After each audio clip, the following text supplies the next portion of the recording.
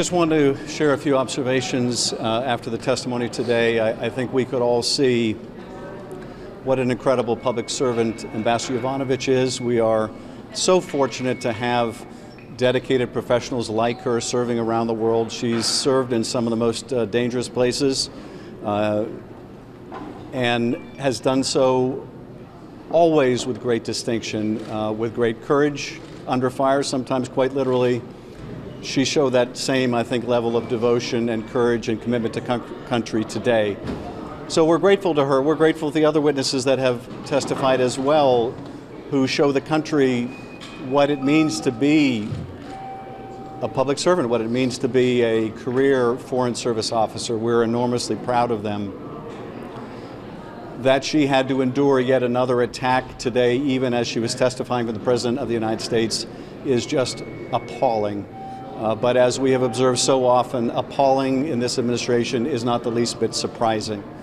Nonetheless, she endured the attack and went on. We're grateful for that. But it is quite clear that, I think from her testimony as well as others, that Rudy Giuliani and the President felt it was necessary to get her out of the way. That notwithstanding what the President and others were told about her dedication to country, her commitment to fighting corruption.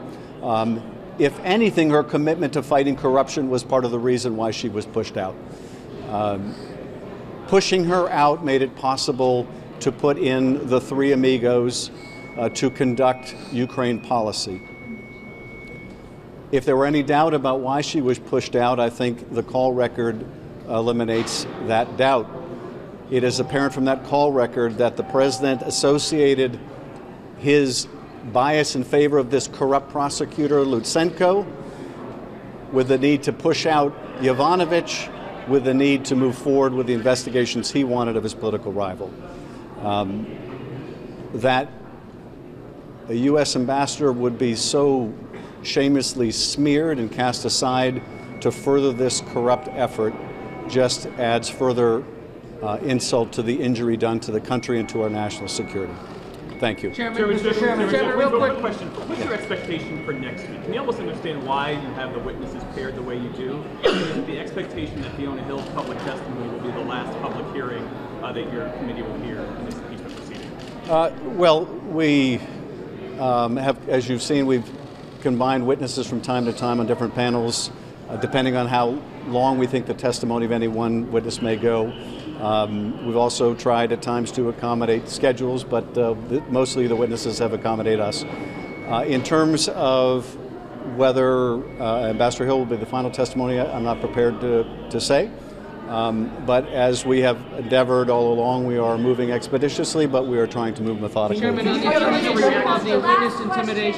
the issue of witness intimidation, there's been talk today that this could potentially be considered impeachable. Is it more obstruction of justice or abuse of power in your view at this point? Well, I would say that the President's attack on a witness today is not something that we view in isolation. This is part of a pattern of the President of the United States, a pattern that goes back to praising Paul Manafort for not cooperating, condemning Michael Cohen as a rat because he was cooperating with authorities, attacking other witnesses who come forward suggesting that we ought to treat those like the whistleblower who exposed wrongdoing in his administration as we treat traitors and spies, and we used to execute traitors and spies.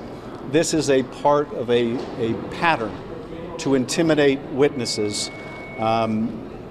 and it's also part of a pattern to obstruct the investigation. It was also a part, frankly, of the pattern to obstruct justice. And so we need to view the President's actions today as part of a broader and incriminating pattern of conduct.